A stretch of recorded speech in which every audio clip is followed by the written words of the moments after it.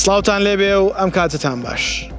لە کەناڵی ئاسوی زانکۆ لە خزمەتی ئەوەی خۆشەویستین بۆ درێژەدان بە ڤیدۆکانمان سەبارەت بە زانکۆ و پەیمانگاکانی هەرێمی کوردستان.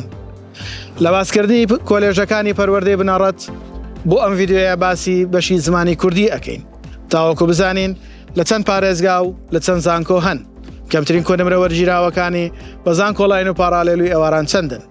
ئێوەی خۆشەویستیش با پێکەوە بڕۆین و بزانین تا کۆتایی ڤیدیۆ چ زانیاریەکمان دەست دەکەوێت.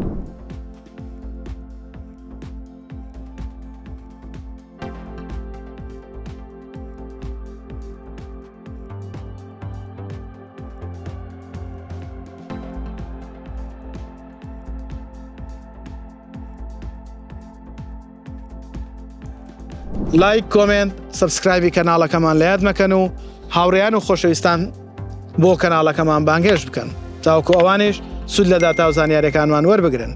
هەر سەرکەوتوو بن.